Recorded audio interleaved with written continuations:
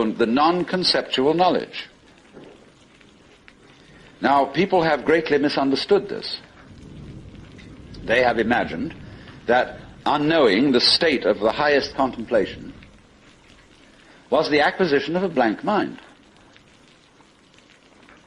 from which you first discarded thought, you went on to discard perception, you went on to discard any kind of sensory content in awareness, until you were, so far as anyone could say, aware of nothing. And they supposed that this kind of catatonic state was mystical consciousness.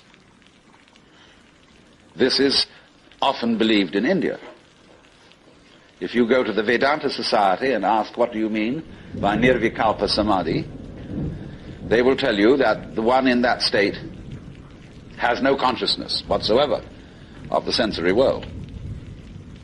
That he is completely absorbed, as you sometimes see Hindu holy men sitting in a state where they are blind and deaf to everything going on around them. The founder of Chinese Zen, known as Huineng, described people like that as no better than pieces of rock and lumps of wood. He said it's a very serious mistake indeed to confuse sunyata, the Sanskrit word for the great void, which is both the ultimate reality and the consciousness thereof. He said it's a great mistake to confuse it with nothingness. It is rather to be thought of as space, or like space, because space is not empty. It contains the whole universe. And so in the same way, the state of mind of a person who is truly enlightened is not empty.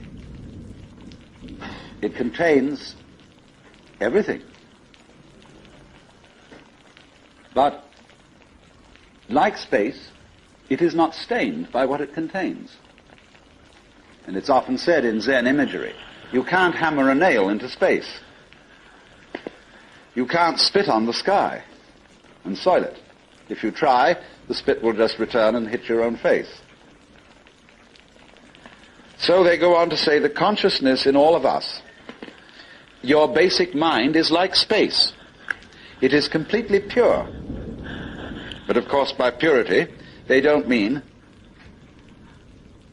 unsexual, which is of course what purity generally means in the Western world. Blessed are the pure in heart, for they shall see God. A person who's pure in heart is generally understood as one who never has any naughty thoughts. You know what naughty means? It means vain, negative, empty. A naughty person, therefore, is one who doesn't amount to anything, who's just nothing. That's the real meaning. But this misunderstanding of the nature of contemplation existed not only in India, from which it was transmitted to China, but also in the West. You read many treatises on Western mysticism, and there's still the feeling that getting into a deep, deep trance, sometimes called rapture. Again, the word rapture has undergone some transformations. We talk about rapture as people being beside themselves with pleasure. But to be rapt means to be taken away from the body. So also ecstasy, we now interpret as meaning in a state of high pleasure. But it means to be outside yourself, to stand outside yourself. Your soul has left you, it is with God. As Arabs say of all crazy people, be kind to them. They're not here, their soul is with God. But actually, if it can be true, as Buddhists say, that nirvana and samsara are one, and if it can be true, as Christians say, that the spirit can be made flesh, the Word can be made flesh, then obviously the highest form of man is not sitting in a trance like a lump on a log with a perfectly blank mind. Because if that were the highest state of consciousness, it would be an exclusive state of mind, a state of mind that shuts out life. And in that sense it could not qualify for being what the Hindus call non-dualistic. They always speak of the highest reality as being not one, because one excludes many. Not nothing, because nothing excludes something. Not being, because being excludes non-being, and vice versa. And so they use this word non-dual to mean that which doesn't exclude anything, which, as it were, has no outside. As we say, space has no outside. You can only have outsides inside space. You can't have any outsides outside space. There is no outside space, even though space may be curved and finite.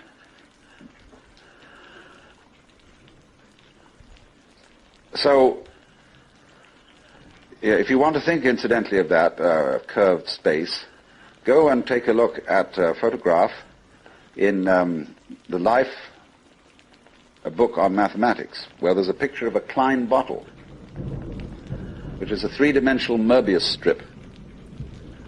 A Möbius strip, you know, is a piece of paper that is twisted once and then joined. And it has only one side and only one edge.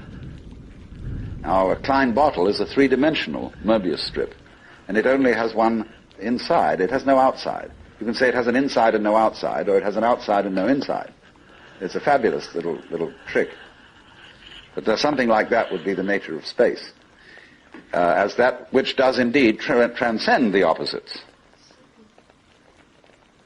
Not quite. No, we'd have to do one extra move on a serpent to make it into a Klein bottle. You'd have to tuck its head through the side of its skin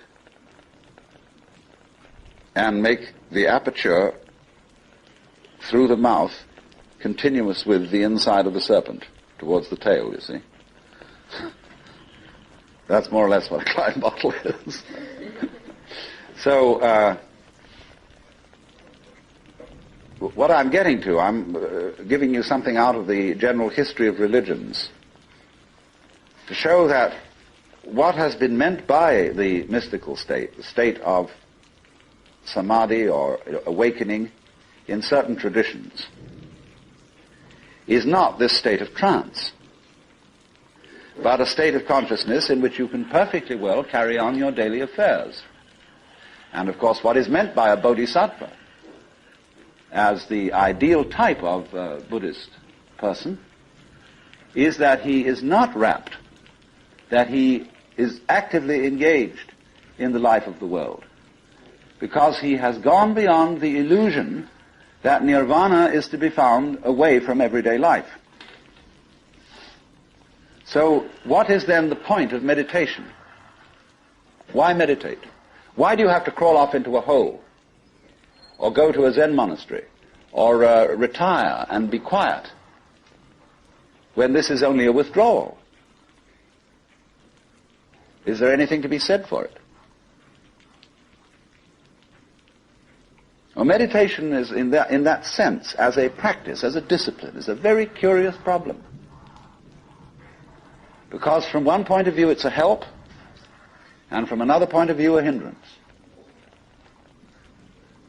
And I think we have to understand, first of all, that meditation exercises are medicinal rather than dietary. The same could be said of LSD. A medicine, not a diet. Something that is described in Zen as when you want to open a door, or summon someone to open the door for you, you pick up a brick and you knock on the door, but you don't carry the brick into the house. When you need a raft for crossing a stream, you cross the stream on the raft, but you leave the raft on the bank at the other side. You don't go carrying it around. But a lot of people, when they get into meditation, or they get into religion, or into any kind of exploration of this sort, turn the door into a revolving door. and keep on going round and round and round and never get through. They say what a gas it is to be in this revolving door. So I think a good definition of a parasite is the person who goes through a revolving door on someone else's push.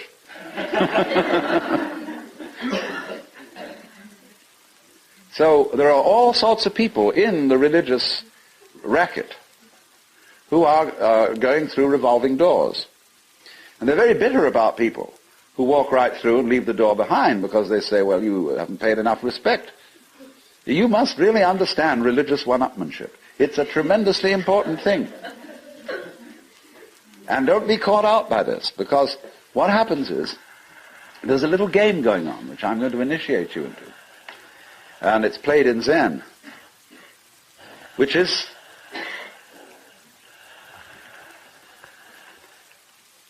it works like this. If you go to a teacher and ask for spiritual instruction, or even if you come to a seminar like this, you are, by doing that, confusing yourself. Because you are looking for what you're asking for outside, as if someone else could give it to you, as if you didn't have it. So the teacher knows that as long as you do that, you haven't understood. But he doesn't just tell you to go away.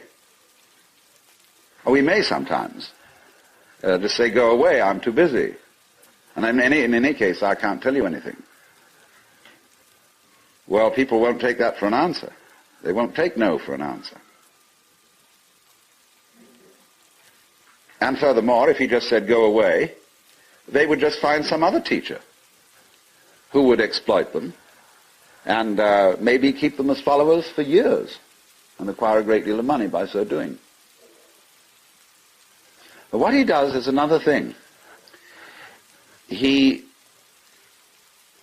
tries to give them the put down, as if to say, you have a great long distance to go yet. Your attainment is not at all perfect. And they're always talking about other sects and other schools and saying, well, they haven't really got the point, you see? So that you keep losing faith in yourself and feeling, my goodness, I haven't yet attained this thing. And that keeps you working. But all the time, you're being talked out. It's like someone who's a pickpocket and he's stolen your own watch and is selling it to you.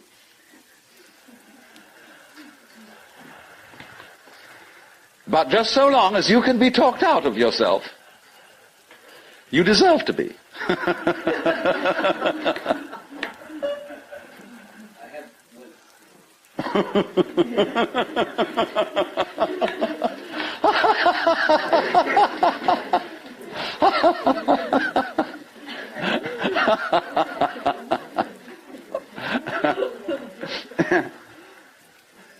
Now, you become very aware of this if you ever do momentarily slip into some sort of mystical experience. You become aware of this tremendous gamesmanship going on. And you see it as sort of continuous with all sorts of cosmic games that are going on, of creatures eating other creatures up, and the creatures that get eaten, of course, transform themselves into the creatures that eat them, and then in turn eat other creatures.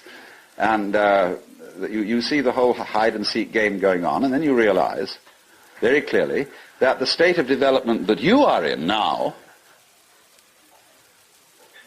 is no better and no worse than anybody else's state. Because it's like space again. Which planet is in, or which star is in the best position? Well, it's all equal. They're all in the middle. Any one can be considered as the center one. Any point on a sphere is the center of the surface of the sphere. So in the same way, everybody in all his behavior, whatever he's doing, whether we call him from a certain point of view sick, or whether we call him healthy, whether we call him good or bad, neurotic, normal, psychotic, sane, all the manifestations are just like the leaves on the trees. And in each being in a unique way is, as Christians would say, manifesting the will of God.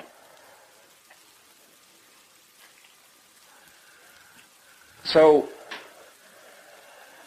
there really, from that point of view, you see, there is nothing to do to attain Buddhahood.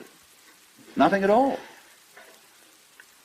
But you see, that's very difficult to understand, because a lot of people, when they hear that there's nothing to do, try to do nothing. And you can't. Because you are karma, and karma means action. You can't do nothing. But the thing you're looking for, or think you're looking for, is what you're doing. Is what's called you. Only, of course, as we all know, we've got ourselves into the idea that oneself is so difficult to see. Because it's like, as I've often said, trying to bite your own teeth or look into your own eyes, and you can't find it. It's always behind. It's like your head is, from the optical point of view, a blank space. Neither light nor dark. It's right in the middle of everything. And so, one of the great tricks of gurus is to set people looking for their heads. There's a famous story of a king in India in ancient times called Yajnadatta. And one morning he woke up and reached out for his mirror and brought it over. No head. He was looking in the wrong side of the mirror. And you know, he was kind of bleary-eyed and had a hangover. So he summoned servants and said, "Ye gods, I've lost my head. Find it." And they said, "But Your Majesty, it's there on your shoulders." He said, "It is not. I can't see it in the mirror. Nobody can show me my head." So they were rushing all over the place, looking for the head. Now the trick to that is, of course, that you are perfectly well aware of your head, only not in a form in which you expect to be aware of it. You expect to be aware of your own head in the same way as you're aware of other people's heads. But that wouldn't be true of you, because you've got an inside view on your head. You have an outside view on other people's heads, because, of course, you're taking an inside point of view. But the way in which you are aware of your head is in terms of what you are seeing and hearing. Because all sights and all sounds are what the nerves inside your head are doing. That's how to be aware of one's head. You are aware, therefore, of yourself, the mysterious self that you have, in terms of experience. Because there isn't really any difference. But that always escapes people, you see. So perpetually, so long as you don't understand that, you can be talked into going on to all kinds of weird excursions.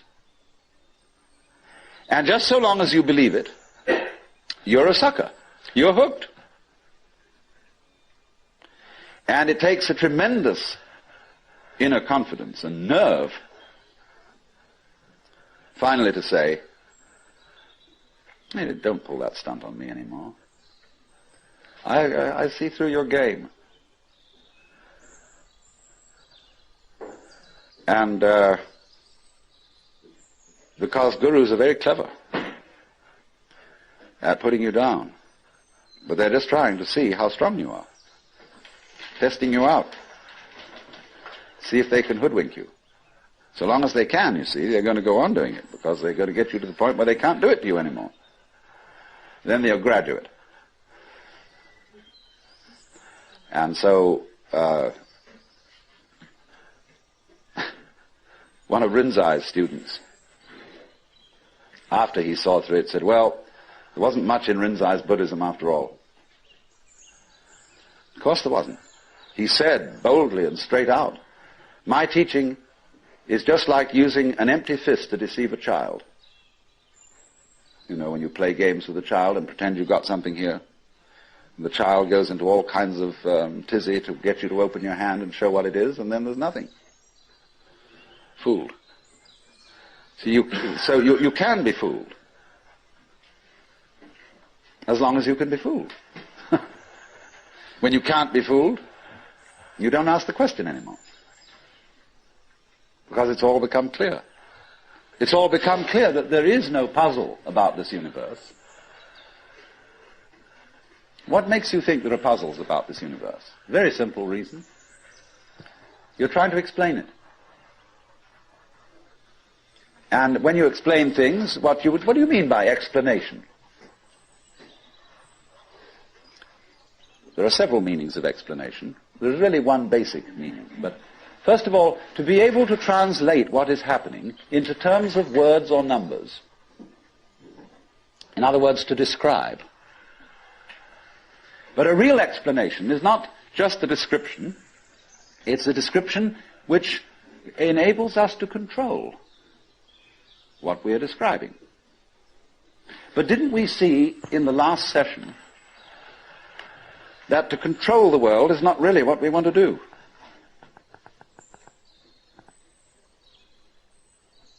So that if all explanations have as their function enabling us to control things, then maybe an explanation isn't what we wanted.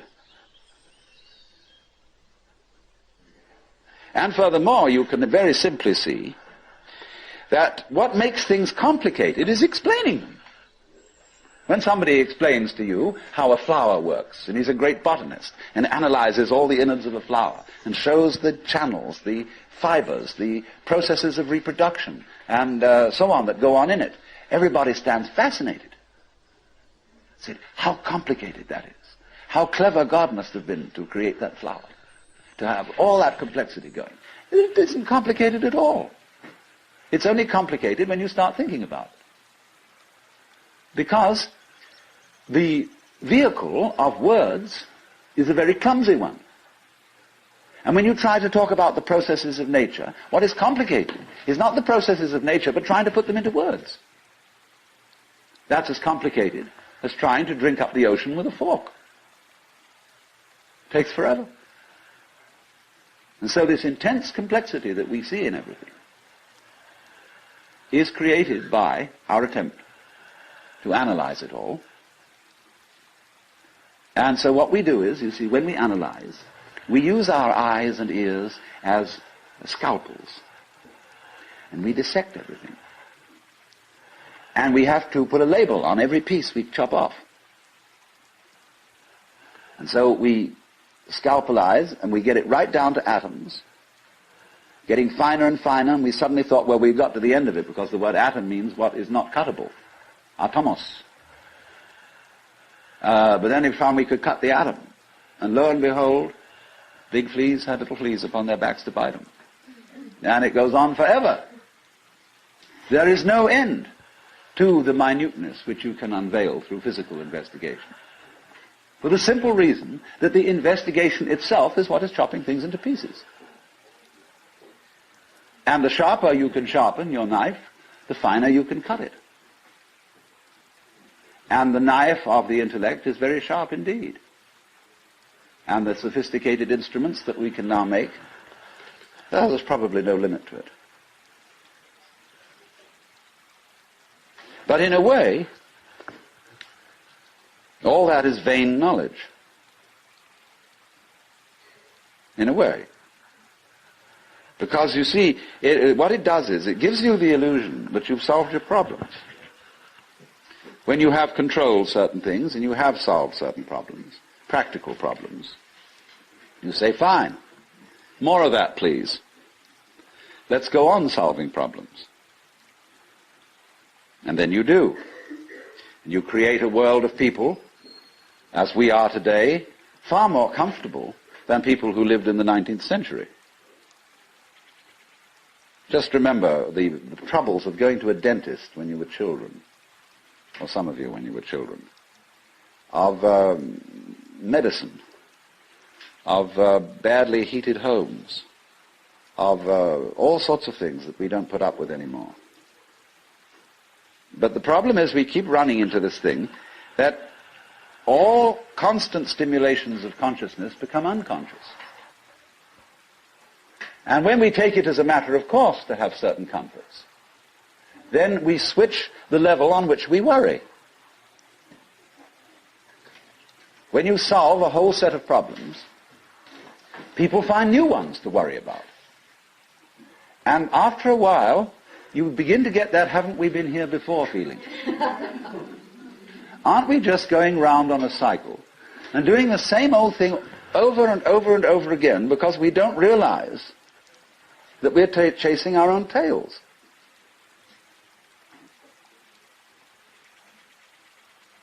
By an eternally recurrent process of not knowing who you are. That is the hide and seek. That is the nature of what the Hindus call the Manvantara and the Pralaya, the period of the Manvantara in which the worlds are manifested, and the period of the Pralaya in which the worlds are withdrawn from manifestation. In and out, in and out.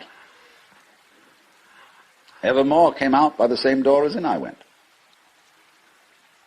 And the thing is, to get to the point where you can see that you are doing that in every moment of your existence, with every tiny little atom of your body, you now, at this minute, you see, are the whole system of inning and outing.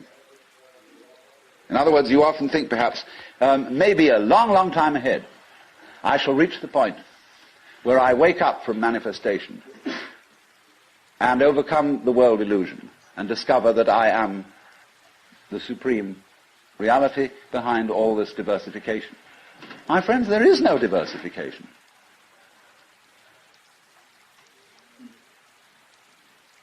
In other words, what you call diversification is your game. In the same way as you chop the thing and then you say it is made of pieces. Because you forget that you cut it. And so when you see the world as complicated and that there are life problems and that you might one day succeed. See, hundreds and hundreds of people are running like mad after something that they call that is success, and they have no idea what it is. So in exactly the same way, the guru is keeping you running and running after spiritual attainment. You don't know what you want. This is where Krishnamurti is so clever. Because he says, if you ask me for enlightenment, how can you ask me for enlightenment? If you don't know what it is, how do you know you want it? Is that any concept you have of it will be simply a way of trying to perpetuate the situation you're already in. If you think you know what you're going out for, all you're doing is you're seeking the past. What you already know, what you've already experienced. Therefore, that's not it, is it? Because you say you're looking for something quite new. But what do you mean new? What's your conception of something new? Well, you figure I can only think about it in terms of something old. Something I once had. So he doesn't say anything. He doesn't indicate anything positively. Everybody says, why are you so negative? Why don't you give us something to hang on to? Well, the simple answer is it would be spurious. You don't need anything to hang on to. You're it. You don't need a religion. But then you say, well, what is all this religious stuff about then? Why don't we just forget it? You can try. By all means. Just go away. Don't go to gurus. Don't go to church. Don't enter philosophical discussions. Forget it. But then you'll realize that by having consented to forget it, You're still seeking. What a trap. What can you do? You see? If you stay here and listen to me or to anyone else who comes around here, you're fooling yourself. But if you go away, you're fooling yourself too. Because you still think that's going to improve your situation. It won't. And therefore, when you discover that it doesn't, you'll think, well, maybe it was a mistake to go away, and you come back to the Guru. And he looks at you and says, you are very undisciplined, very inferior student. And you need to apply yourself. Well, as I explained what he's doing. But it comes down in a way to a sort of contest with the Guru. You see? Well, will you call his bluff? You're afraid to. Because you might discover that if you do call his bluff, he's no better than you are. Well, that's what you're supposed to find out. But without being cynical about it. He's as divine as you are. But you've got to call the bluff. There's going to be a showdown. And it's a double bind. The whole situation's a double bind. Because it doesn't do any good to stay here, and it doesn't do you any good to go away. Either to do something about it or to do nothing about it. Now then, there's something else. When you understand that, and when you realize that there's nothing to realize, because it's all here, then what are you going to do? Well, of course, this is the sense of the Zen poem. Supernatural activity and marvelous power, drawing water, carrying fuel. You know? Do whatever one does as a human being. But there's a little element of Philistinism in that. It's like when a child is pestering father or mother with all sorts of questions. They finally get down to the deepest metaphysical problems. They say, oh, shut up and eat your donut. And I wouldn't say that, you see, at this point. Because life, as one looks at it, you see, is in fact a celebration of itself. When you look out at night at the stars and you really wonder, good God, what is all that about? Well, it's a firework display. And it's celebrating High Holy Day. It's whoopee. And the whole world is whoopee. It's a kind of exuberance. So there, in religion, all religious exercises, whether they are meditative or whether they are ritualistic, are whoopee. They are not something you do in order to attain anything. They are like art forms, like dancing. They are expressive of attainment, of the attainless attainment. So here's another hang-up for you. When you go to Mr. Suzuki, who runs the Zen Center, he's a good disciple of Dogen, who brought Zen, a certain school of Zen to Japan in the 13th century. Dogen said, you can't sit and meditate unless you're already a Buddha. In which case, why meditate? Well, meditation is just the way a Buddha sits. And he called this sitting just to sit, not to attain enlightenment. Because the minute you do that, you see, you're not meditating.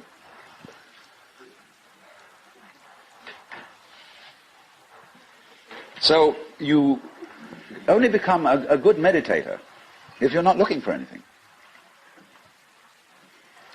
And therefore, you realize what a great thing it is to be able to sit. And what a great thing it is not to dissect the world with your analytical intellect.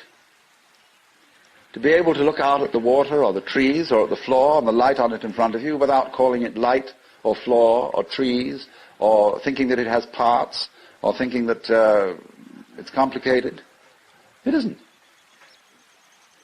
So when you can sit without thinking, and not with an empty mind, mind you, I'm going back to that point, not with an empty mind, but just a non-analytic mind, a non-probing mind, where you're not creating problems all the time by trying to control it, by trying to control your mind, by trying to control your experience, what you see and hear. You then just simply discover that there is no way of controlling what you're experiencing, because what you're experiencing is you. And to try and really fundamentally control that is just going around the circle.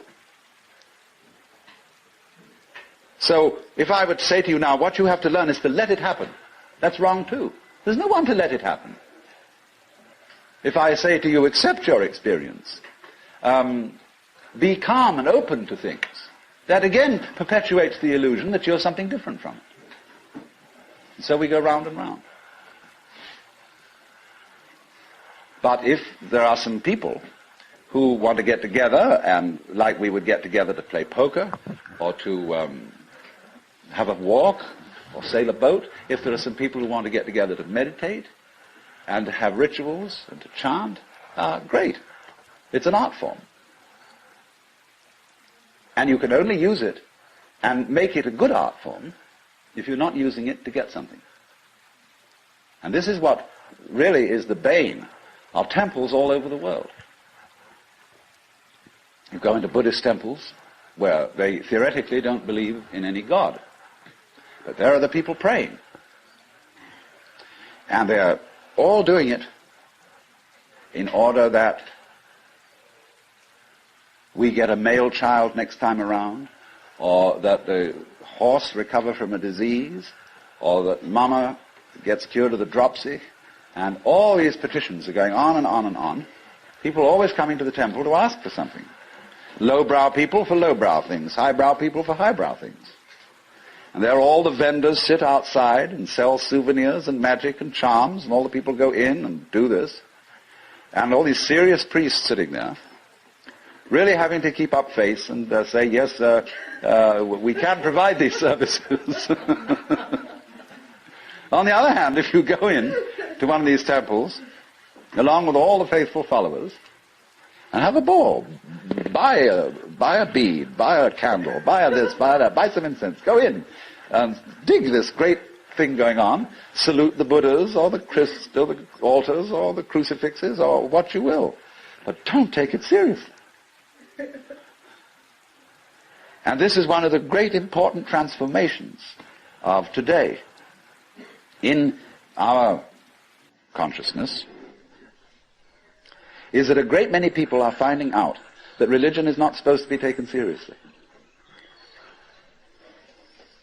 This is a shocking thing to many people. There used to be an old saying that a religion is dead when the priests laugh across the altars. That's true in one sense. When the priests know that they've got a racket going, and they don't believe one word of it, and they're laughing across the altar because of all these suckers around doing it, then it's true. The religion is dead. But when the priests laugh at the altars, because they're having such fun, because this whole scene is so beautiful, well, it's the difference between some stuffy old Buddhist priest humming a sutra and Allen Ginsberg chanting a sutra. That's a thing to hear. Because the priests are going, they go on for interminably. It's a bore. They're sick of it. But they get paid for it. This is magical. But when Allen Ginsberg chants the sutra, everybody gets in a circle and he gets these little bells, and they get going. It's just like a jam session, where everybody is absolutely delighted. Well, that's the way to do it. And if you can't do it that way, forget it.